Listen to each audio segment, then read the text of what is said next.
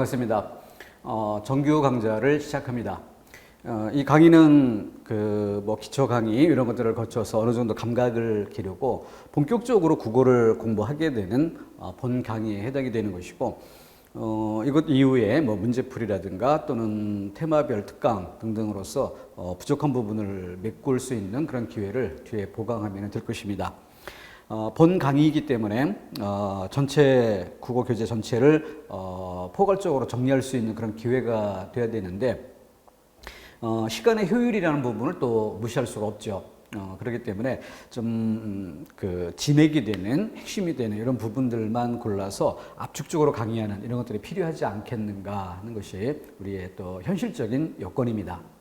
그렇기 때문에 어느 정도는 문제풀이를 통해서 보충해야 될 부분, 그러니까 문제를 풀면서 부족했던 부분을 메꿔가는 이런 부분은 좀 양쪽으로 좀 줄이고, 그래서 또 원리가 이해될 필요가 있고, 또 하나를 정리해 두는 것이 여러 분야에 연결될 수 있는, 공통이 되는 이런 부분들 중심으로 강의에 넣는 것이 가장 효율적이지 않을까 이렇게 생각을 합니다. 자, 그래서 이렇게 완강 체계를 이렇게 간단히 소개를 드릴게요. 이걸 다 옮겨 쓰려고 하거나 표시하거나 그럴 필요가 있는 건 아니고요. 대략적으로 우리 국어 교재 안에 들어있는 영역을 문법, 국어생활, 맞춤법이나 또는 표준어, 외래어 표기 등등 어법과 비문까지 이런 것들을 담고 있는, 문법이 좀 더 기본적인 원리를 제공하는 그런 역할을 한다면은 국어생활은 이것을 토대로 해서 구체적으로 현실적으로 언어를 사용하는 영역에서 시험 문제를 출제하는, 그러니까 원리를 제공하는 단원, 시험이 출제되는 단원, 이렇게 성격을 규정해 볼 수 있을 겁니다. 둘을 연계해서 공부하는 것이 필요하겠고요. 한자라는 국어 전체의 가장 기본적인 재료로서 어휘라는 재료가 밑바탕에 있다라고 할 때, 그 어휘 재료의 거의 절대적인 비중을 차지하는 그런 부분이 한자어로 구성되어 있죠. 독립된 단원의 성격으로서 접근할 필요도 있고, 또 국어 전체의 근간이다 이런 차원에서 접근하는 것도 필요한 부분입니다. 현실적으로 독립된 문제로 출제되는 문항수만 따져보면은 국어 시험에서 적게는 10%, 20개 문제 중에 2문제 정도, 이런 것들이 차지하는 비중이다 이렇게 볼 수 있는데, 직종에 따라서는 15%, 20% 정도. 그래서 보통 10%에서 20% 정도 비중을 차지한다 이렇게 볼 수 있습니다. 하지만 실질적으로 눈에 보이는 그런 퍼센트보다 훨씬 큰 역할을 하게 되죠. 그것은 우리 국어라는 이 과목 자체가 언어를 본질로 하는 것이고, 그 언어의 근간이 어휘인데, 그 어휘의 절대적인 부분이 한자로 되어 있기 때문에, 좀 바꿔 이야기하면은 표기는 한글로 된 시험 문제이지만 그 한글 이면에 어떤 한자어의 의미가 들어 있는가, 이걸 고려하는 것이 문제풀이에 도움되는, 영향을 주는 그런 측면이 아주 강하다는 것이죠. 그런 면에서 비중은 보기보다 훨씬 높은 비중을 갖는다라고 봐야 할 것입니다. 그리고 이제 문학과 대비해서 실용문이라는 단어를 썼는데, 보통 문학, 비문학 이렇게 얘기하기도 하죠. 근데 비문학이라는 용어 자체는 문학에 중심을 두는 그런 용어 사용법인데, 우리 공무원 시험에서는 문학이라는 단원에 대한 인식 자체가 없습니다. 문학이라는 것을 단원으로 설정하는 것은 옛날 얘기죠. 그렇기 때문에 모두 뭉뚱그려서 표현과 이해라는, 쓰기와 읽기라는 이런 측면에서 언어 논리로 접근하는 이것이 우리 국어 시험이다라고 봐야 되겠습니다. 그렇기 때문에 예전과 달리 시 이론, 소설론 등등 장르 이론 이런 것들의 비중은 거의 없죠. 그래서 문학 작품을 단지 국어 시험을 위한 재료로는, 출제의 자료로는 사용할 수 있지만 문학론 자체를 시험으로 다루는 것은 아니다. 이런 관점에서 국어하면 문학이라고 생각하는 이런 인식을 버리고, 문학이라는 단원 자체는 아예 없다라고 생각하고 언어 자료로서 대하는 이런 태도로 바꾸는 것이 기본적인 자세가 되어야 되지 않을까 싶습니다.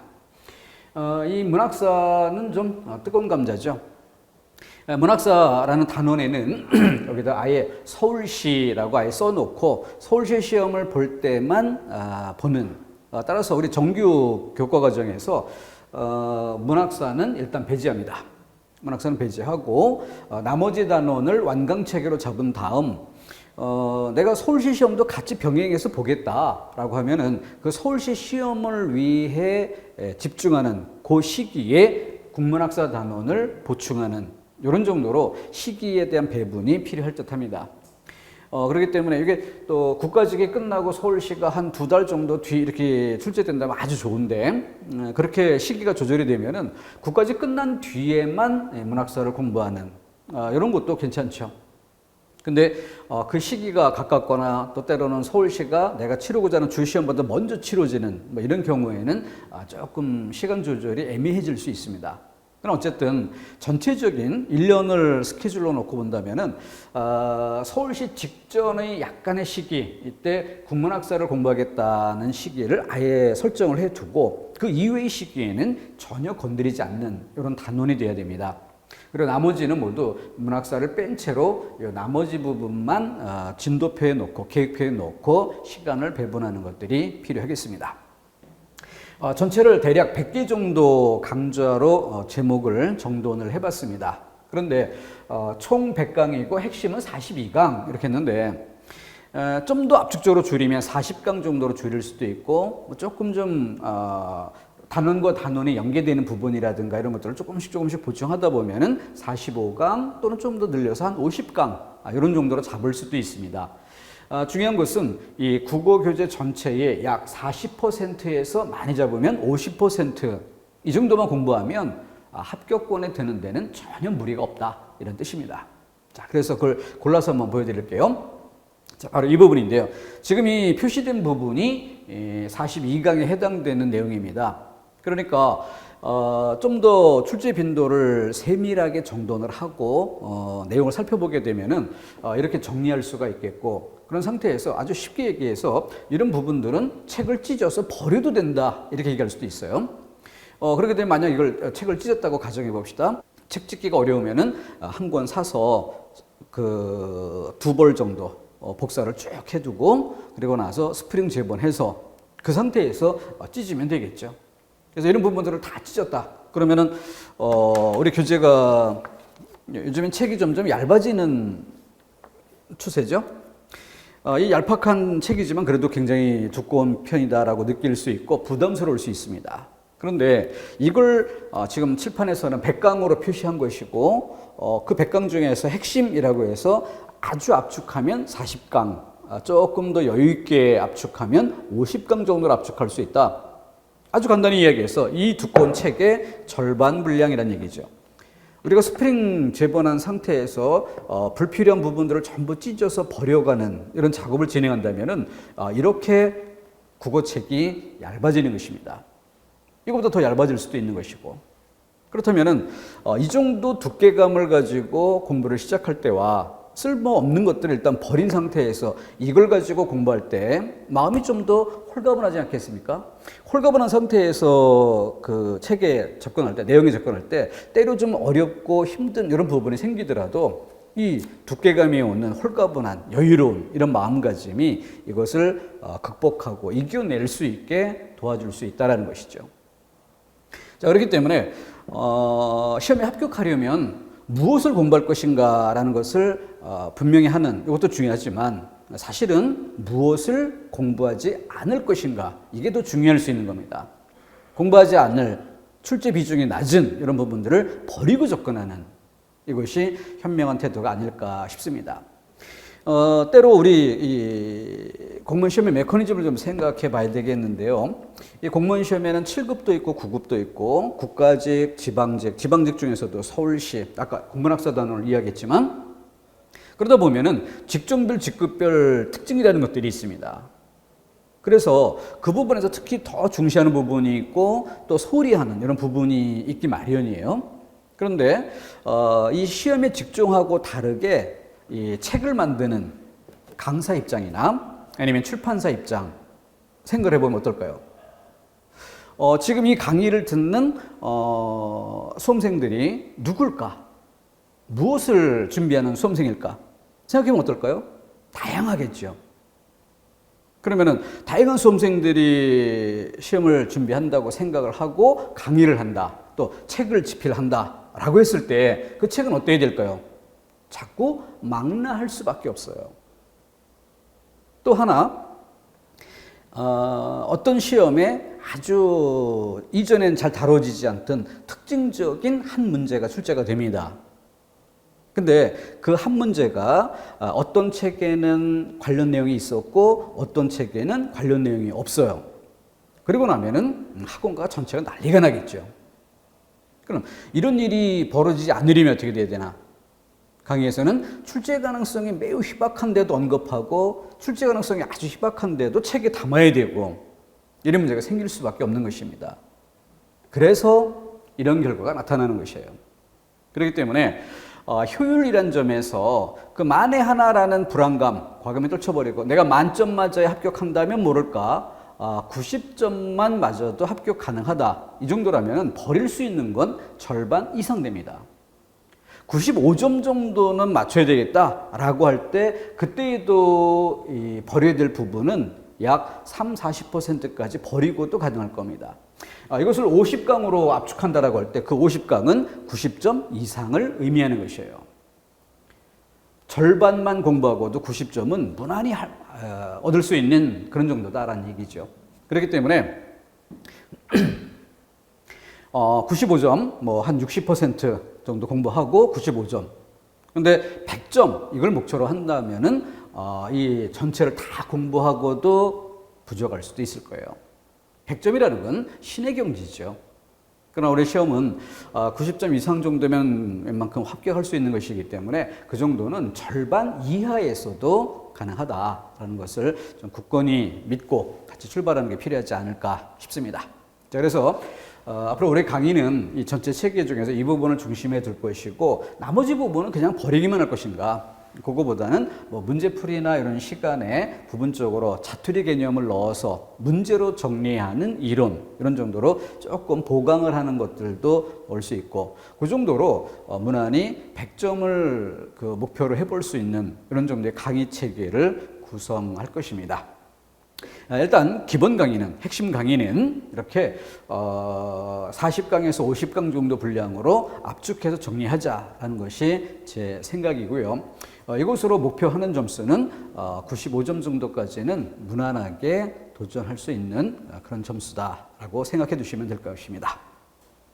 자, 다음 자, 공부 방법이라는 2분 공부 방법이라는 항목을 코너로 강의 속의 강의로 넣어봤습니다. 그 첫 번째, 매 시간 2분 정도 공부 방법에 대해서 간단하게 언급을 좀 하는 이런 시간이 있으면 좋겠는데요. 그것은 공부 방법이 몰라서만의 문제는 아니고요. 우리 간의 교감을 좀 늘리기 위해서, 공감할 수 있는 폭을 늘리기 위해서 확인할 사항이다. 이렇게 봐주면 좋겠습니다. 첫 번째 항목으로 이제 현장 강의와 동영상 강의에 대해서 좀 얘기할 필요가 있는데, 지금 공부하시는 여러분들이 뭐 강의 듣는 방법을 몰라서 얘기한다 이런 건 전혀 아니죠. 충분히 자기 나름의 공부 방법을 가지고 있고 또 효율적으로 다 하고 계실 겁니다. 그런데 왜 굳이 이야기하느냐라는 것은 앞으로 우리 강의 진행의 방식 이런 것들을 서로 확인하고 약속하기 위해서 필요한 절차라고 보시면 됩니다. 현장 강의라면은 현장에 많은 학생들이 와서 공부를 하고 그 시간 안에 설명과 판서 뭐 이런 내용들을 들으면서 이해를 끝내는 이런 강의가 되어야 될 거예요. 그런데 동영상 강의의 기본 특징이 뭡니까? 가장 기본적인 특징은 반복할 수 있다는 거고요. 흔히 동영상 강의 듣는 수험생들의 기본 특징이 뭐예요? 1.2배속, 1.5배속. 왜? 좀 더 짧은 시간 안에 내용을 빠르게 정리해가기 위해서죠. 그리고 반복하기 위해서. 자, 그렇다면은 중간중간 1.2배속, 1.5배속으로 듣는 것도 좋지만 중간중간 필요 항목을 끊어서 반복하는, 구간별로 반복하는 이런 방법도 누구나가 사용하고 있어요. 자, 그렇다면 이게 현실적인 학습의 메커니즘이다라고 한다면 이걸 공식적으로 드러내고 그 메커니즘에 부합할 수 있게 우리의 강의 방식이 짜여져야 되지 않을까. 따라서 이 강의를 진행하는 데 있어서 현장 강의라면 그 학생이 충분히 이해할 수 있을 때까지 설명하고 부족한 게 있으면 질문받아서 또 보충 설명하고 또 반복하고 이런 것들이 필요할 수 있어요.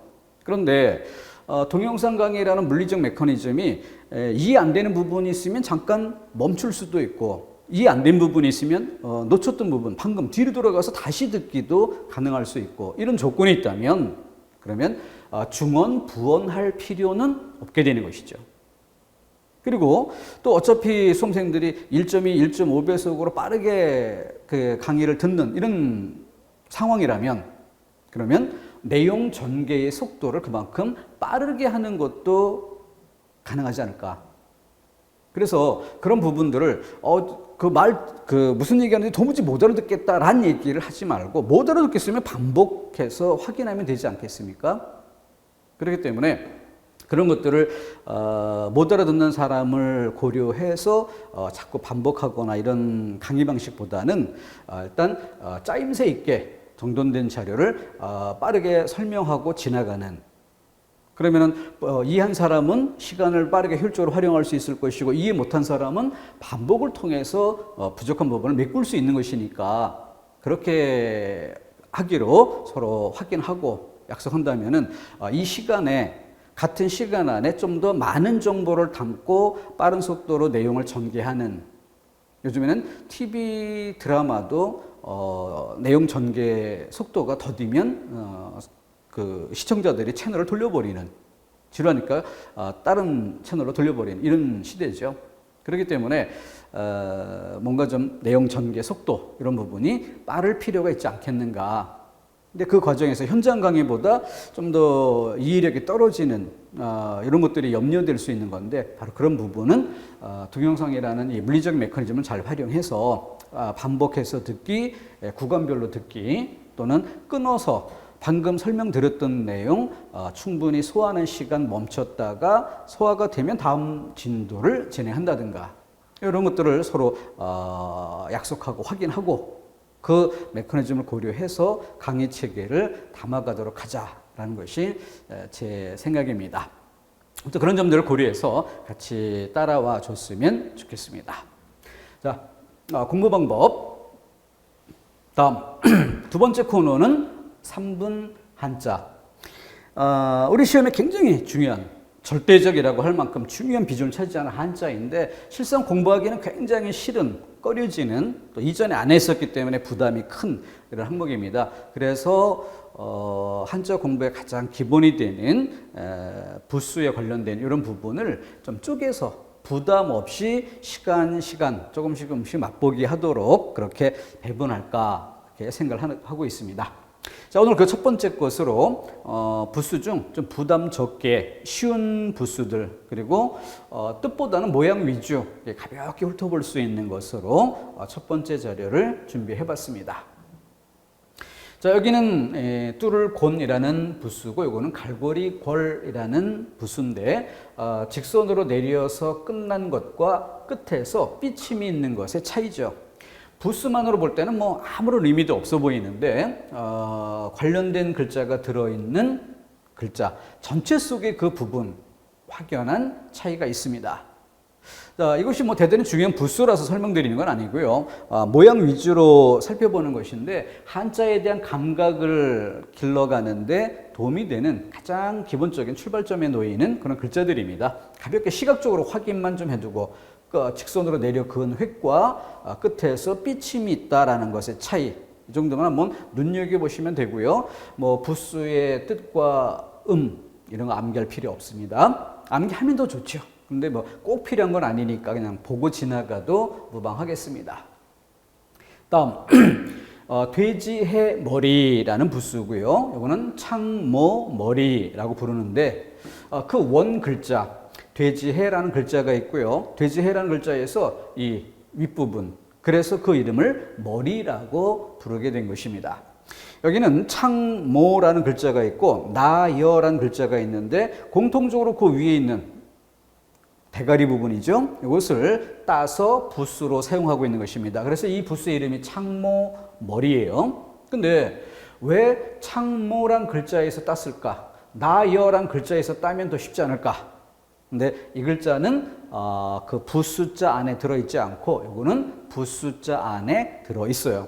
그 부수자 안에 있는 것 중에서 일부를 따서 더 간략한 부수를 만든 예라고 보면 되겠습니다. 그래서 이렇게 해서 점을 찍는, 그러니까 전체 글자 속에서는 이렇게 해서 끊지 않고 이어지는 획과 분명히 다르다. 끊어서 점을 찍어주는 이런 방식. 요게 차이가 있다는 정도만 확인해 주면 되겠습니다. 너무 암기하려고 신경 많이 쓸 필요 없고요. 흘려 듣기로 가도 무방합니다.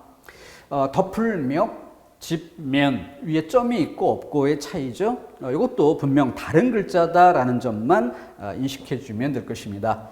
그래서 이렇게 갓관이란 글자의 뚜껑, 벼슬관이란 글자의 뚜껑. 그래서 이거는 집면이란 글자니까 이 점이 있는 경우는 지붕이다.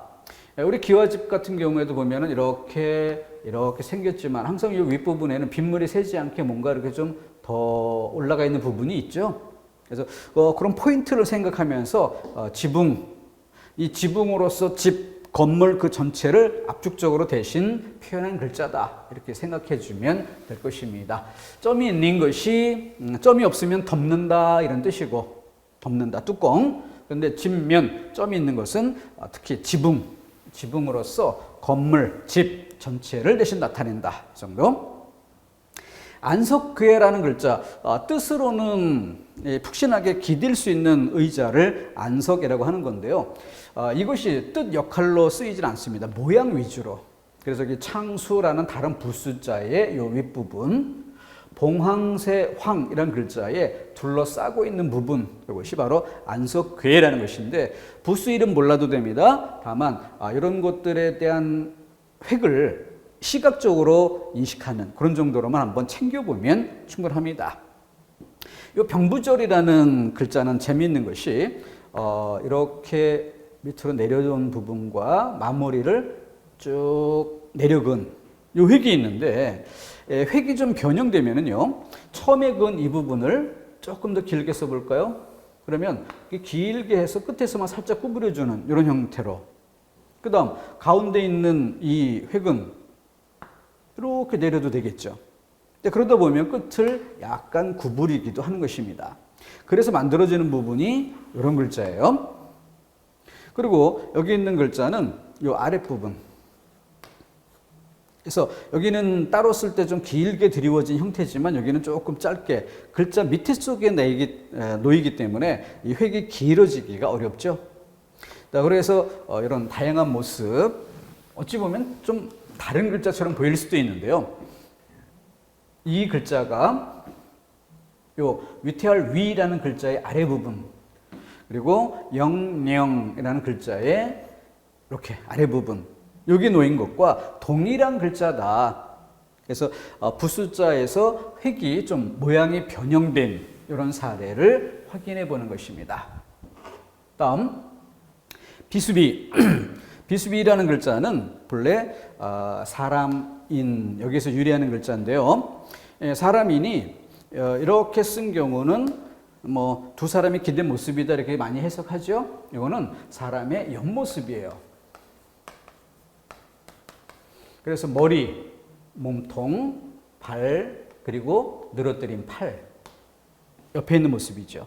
팔이 약간 앞으로 향할 수밖에 없고, 그래서 옆에 있는 모습이기 때문에 우리가 이걸 생각해 봐야 됩니다. 이렇게 하면 뭐가 돼요? 두 사람인데 옆으로 나란히 서 있는 사람이 아니라 앞에 있는 사람, 뒤에 있는 사람이 됩니다. 그렇기 때문에 이렇게 쓴 경우는 모습이 바뀌어 이 위만 두 개가 되고 나머지는 하나로 줄어들게 되는데 같은 글자입니다. 원 글자가 변형된 모습이에요. 그래서 이 글자는 뭘 나타내느냐? 앞뒤가 되는 것이에요. 그냥 사람이 아니라 앞, 뒤. 그래서 앞, 뒤니까 어떤 방향을 향해서 걸어가는 모습. 그래서 이렇게 하나만 놓이는 경우는 인간, 사람이라는 존재를 표현하는 이런 글자가 되지만 이렇게 두인변이 되면은 그것은 움직임을 표시하는 행동성을 나타내는 이런 글자가 되는 것입니다. 거기에 이 글자를 거꾸로 이렇게 뒤집어 놓으면 이것은 살아있는 사람이 되고 거꾸로 된 것은 죽은 사람을 나타내게 됩니다. 그러면서 이 글자가 변형이 돼요. 그래서 왼쪽은 그대로 있는데 오른쪽의 획은 이걸 먼저 쓰고 둘러치는 이런 형태로 바뀝니다. 그랬을 때 왼쪽은 살아있는 사람, 오른쪽은 죽어있는 사람, 산 사람이 죽은 사람으로의 변화죠. 이런 글자가 된 것인데, 그래서 변화할 화란 글자가 된 것이고, 그 옆에 견줄비는 뭘까요? 바로 이 비수비가 두 개가 나란히 있는, 그러니까 한 사람 또 한 사람을 견준다, 비교한다, 이런 뜻을 나타내게 된 것이고, 이 글자는 뭘까요? 바로 이 왼쪽에 있는 획을 180도 뒤집은 거예요. 그러니까 서로 등 돌리고 앉은 모습이 되는 거죠. 그러니까 북녘북이라고 우리가 보통 많이 쓰지만 1차적인 의미는 등 돌리다라는 뜻으로 썼던 글자이고, 등을 돌릴 때 바로 인간이 태양이 있는, 태양을 향해서 바라보고 사는, 이게 본질적인 삶의 모습이기 때문에 그곳으로부터 등을 돌렸다라고 했을 때 북쪽, 남쪽을 바라보고 살아야 되는데 등을 돌려 북쪽이란 의미를 나중에 갖게 된 것이죠. 자, 그래서 이 글자들의 기본 뿌리가 되는 비수비, 그것의 기본인 사람인이라는 획, 이것과 연결지어 이해해 주면 좋겠습니다. 자, 이런 정도로 해서 한자 맛보기, 이와 같이 앞으로도 그 부스 조금씩 가면서 이제 좀 가치가 더 많고 출제 가능성이 높은 이런 것들로 접근을 해가야 되겠죠. 아직까지는 저 기본적인 맛보기 정도로서 모양 위주로 뜻을 약간 가미하는 정도로만 언급을 해 봤습니다. 이와 같은 짜임새로 조금씩 진행하게 되면은 좀 부담을 덜 수 있지 않을까 하는 의미에서 시도를 해보고자 하는 것이고요.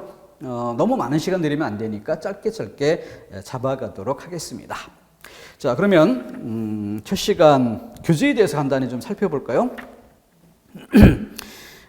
완벽국어라는 타이틀, 조금 그 완벽이란 말을 함부로 쓸 수 있을까 갈등이 되기도 했었는데, 전체 강좌 성격이나 아니면은 다른 과목과의 공통성 뭐 이런 부분들 고려해서 완벽이라는 용어를 사용하기로, 지향점이죠. 그만큼 좀 마음가짐을 다잡아 보자라는 의미를 중시하게 됐습니다. 자, 교재 한번 쭉 훑어볼게요. 지금 12쪽에서 내용이 시작이 되는데, 12쪽 여기 제1강 언어에 관한 지식이라고 되어 있고요. 별표 비중이 표시가 되어 있습니다. 빈출 정도를 별 5개를 표시했는데 지금 이 단어는 그중 별 2개 정도로 표시를 했어요.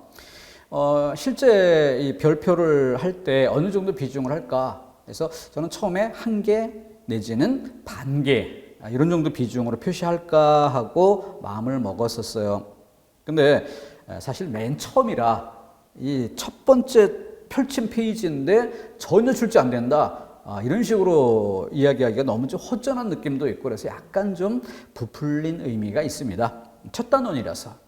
바꿔 이야기하면 그리 중요한 항목이 못 된다라는 뜻이죠. 과거에는 이 언어학 자체, 언어학 일반론, 그리고 국어학 일반론, 이런 부분도 출제 비중이 좀 있던 시절이 있습니다. 최근 들어서 점차 비중이 줄어들고 있죠.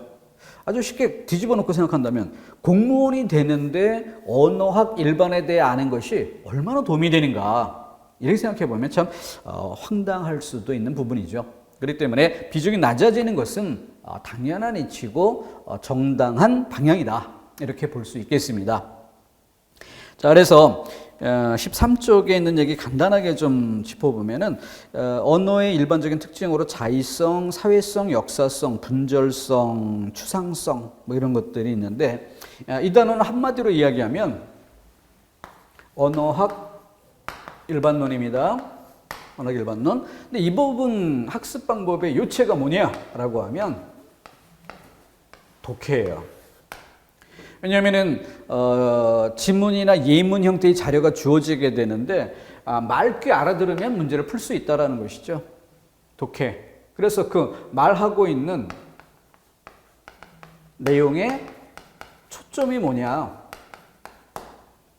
포인트가 뭐냐, 이것만 잡아내면 그게 뭔지는 쉽게 답을 구별할 수 있는 겁니다. 그렇기 때문에 이 부분은 사실 문제풀이로 문제 몇 개 점검해두는 이런 정도면 충분히 되는 것들이에요. 다만 한 가지 주의할 점이 있습니다. 두 가지 주의할 점이 있는데, 여기서는 양구리 1번에 언어의 자의성이 있죠. 자의성. 근데 이 자의성은 어떤 언어의 어떠한 특징, 이런 것들이 개별적인 항목으로 쭉 있다라고 하더라도 그 밑바탕에, 그 공통되는 밑바탕에 자의성이라는 전제가 바탕에 있어야, 그래야만 나머지가 설명될 수 있는, 그러니까 칼로 두부를 잘라내듯이 잘라냈을 때 이 덩어리의 특징, 이 덩어리의 특징으로만 끝나는 게 아니라 그런 특징들 속에 밑바탕에 공통으로 전제되는 그 공통의 기본 원리라는 게 있죠. 거기에 해당되는 것이 자의성이라는 특징입니다. 그렇기 때문에 제가 문제풀이할 때도 또 언급을 하겠지만 통나무 같이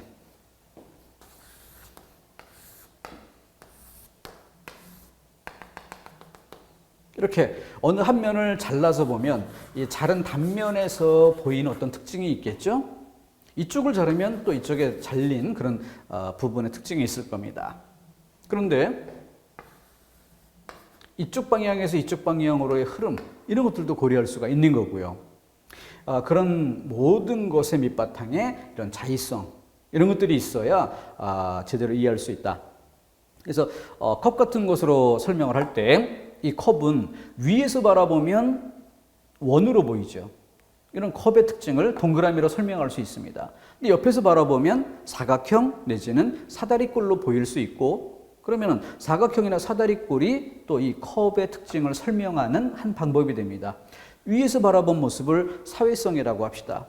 옆에서 바라본 모습을 역사성이라고 하고, 그런데 그게 전부가 아니라 이걸 만졌을 때 질감이 매끄러운지 거칠거칠한지를 설명할 수도 있고요.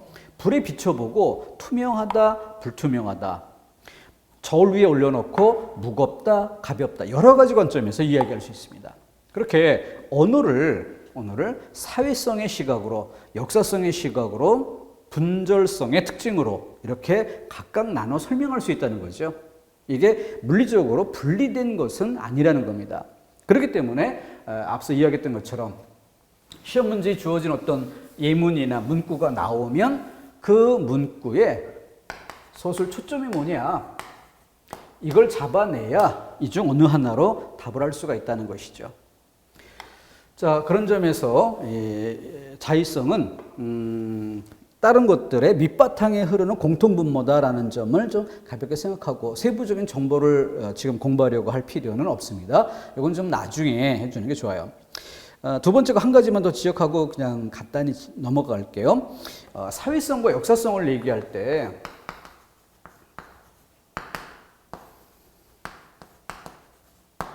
이걸 다른 말로 이야기하면서 사회성을 다른 말로 표현하면서 역성이라는 용어를 씁니다. 역사성이란 측면에서 파악되는 그 성질을 다르게 가역성이라고 설명합니다. 그러다 보면은 서로 모순되는 것 아닌가.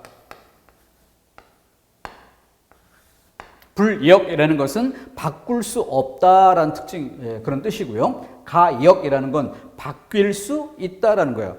바꿀 수 없다, 바뀔 수 있다. 두 개는 서로 모순된 얘기 아니냐라는 점. 그런데 드러난 현상만 그러한 것이고요. 전제가 다르다. 불역성이란 말을 쓸 때는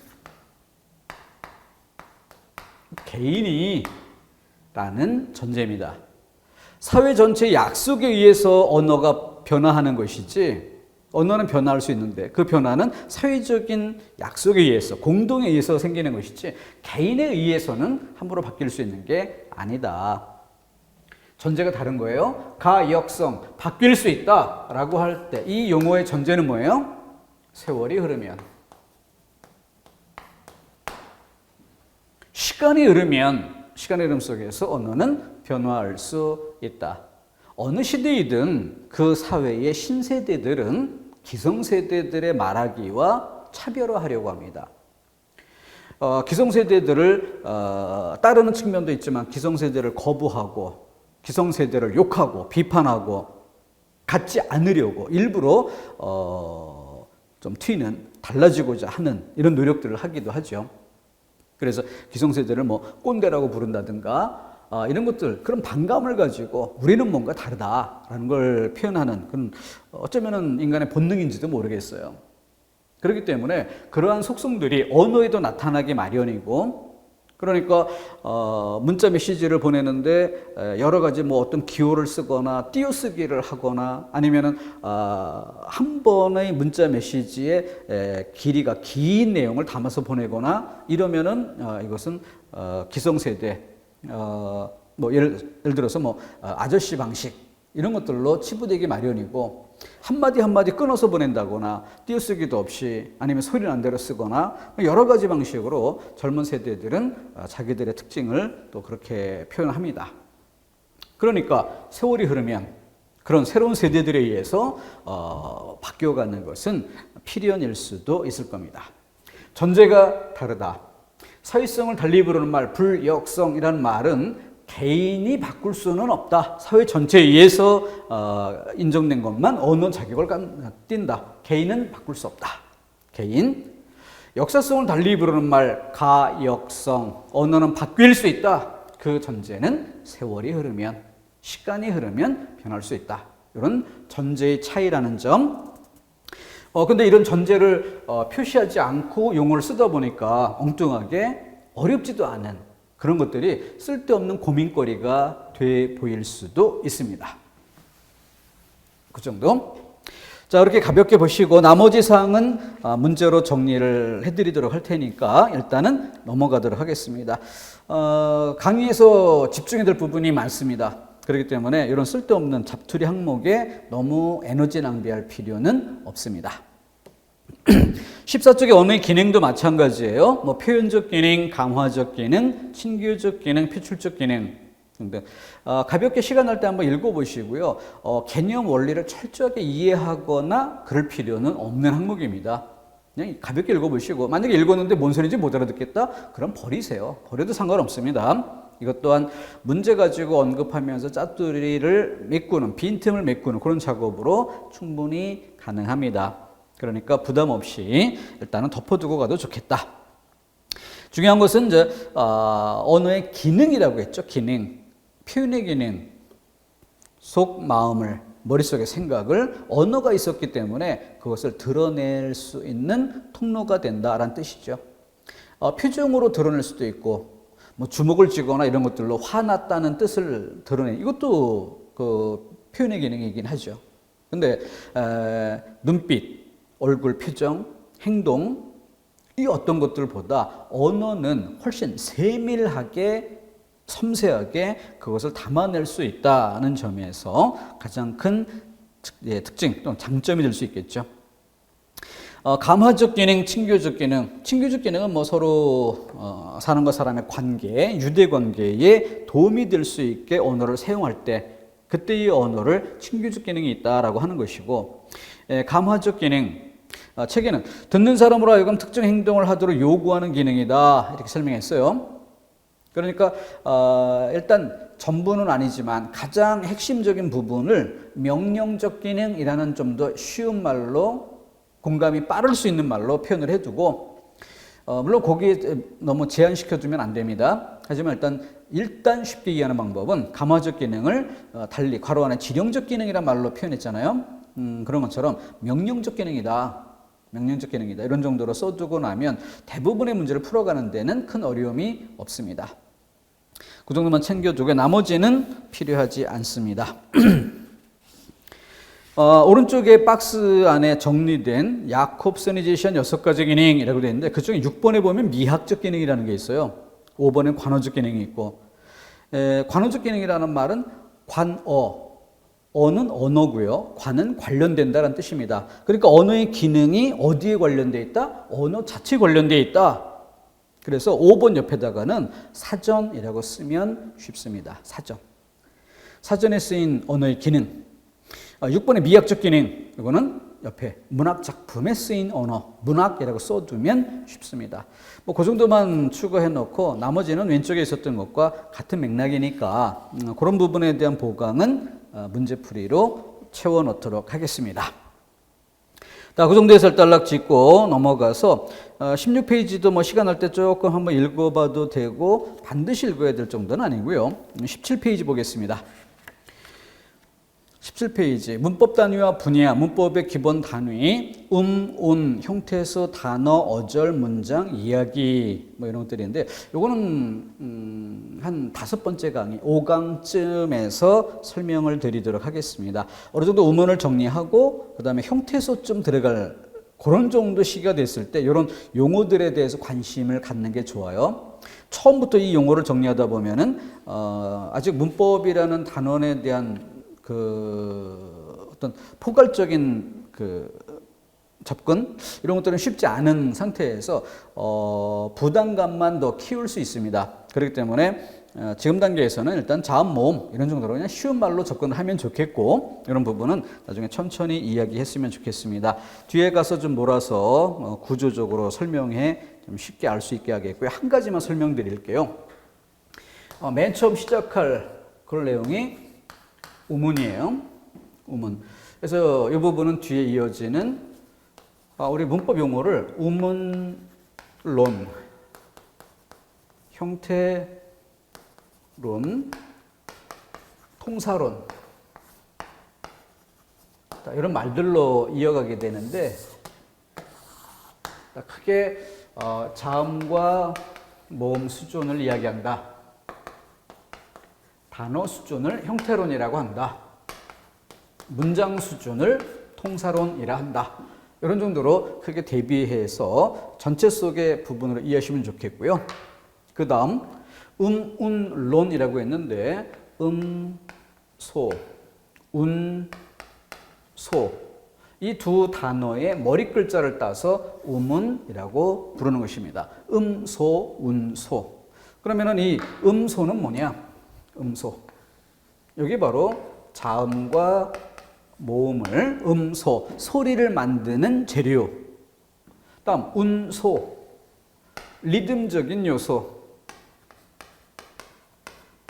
리듬적인 요소. 그래서 그에 해당되는 우리말은 장, 단, 음이 있습니다. 그러니까 자음과 모음, 장단음 이런 것들이 모두 우리 말소리를 만들어가는 기본 재료가 되는 것인데 그것을 음소, 운소라 부르고 머리 글자를 따서 운이라고 다룹니다. 따라서 자음과 모음 그리고 장단음에 관련된 단원 이것을 우문론이라고 부르는 것이죠. 그래서 가장 핵심적인 가장 특징적이며 대표적인 이미지를 자음, 모음이라고 잡아서 우문론 하면 자음과 모음에 관련된 이야기 이런 정도로 출발하면 좋겠습니다. 나머지 용어들은 뒤에 한 5강점에서 다뤄보기로 하고요. 여기서는 우문론 그 자체만 다뤄보도록 하겠습니다. 자, 그러면 18쪽, 19쪽으로 가면 운상의 특질 그리고 오른쪽 페이지에 어휘상의 특질. 그럼 그 뒤에 페이지 넘기기 전에 뒷면 넘기면 뭐가 나올까요? 18쪽에는 우문상 특질이 나오고요. 19쪽에는 어휘상 특질이 나옵니다. 우문은 자음 모음이고 어휘 단어 수준이죠. 그럼 그 다음에는 문장 수준이 나오겠지. 그래서 20쪽에 넘어가면 문장이라는 차원에서의 특징인데 이것을 문장이라는 용어로 쓰지 않고 문법상 특질이라고 새로운 용어를 사용하고 있죠. 이렇게 국어의 특징이라는 항목에서 여기는 진짜 그 별표의 비중이 2개 정도가 적당한 단원입니다. 그래서 자음 모음 차원에서 우리는 어떤 특징이 있나, 단어 수준에서는 어떤 특징이 있는가, 그리고 문법적인 차원에서 좀 다르게는 문장이란 차원에서는 어떤 특징이 있는가라는 것, 그런 정도를 한번 쭉 개괄적으로 읽어보는 정도. 너무 철저하게 암기하거나 하는 정도로 가지 마시고 이거는 반복 학습 때 좀 미진한 부분을 보충하는 정도. 문제를 많이 다뤄본 뒤에 그런 문제도 있었구나라는 것을 감안해 두고 볼 때 공부할 포인트가 보입니다. 그러니까 지금은 가볍게 스쳐 지나가는 정도로만 보시는 게 좋습니다. 그래서 이것도 역시 문제 중심으로 정리를 할 수 있도록 좀 미뤄두는, 대신 이미지를 좀 남길 수 있도록 가볍게 읽어보는 정도는 필요하겠습니다. 맛보기는 필요하겠습니다. 그런 정도에서 일단락 짓고 23쪽에서 우문이라는 것에 대한 구체적인 내용을 다뤄가도록 하겠습니다. 자, 첫 번째 항목은 그냥 오리엔테이션 격으로 가볍게 훑어보는 정도였고요. 끊었다가 23쪽에서 자음과 모음을 구체적으로 풀어가도록 하겠습니다.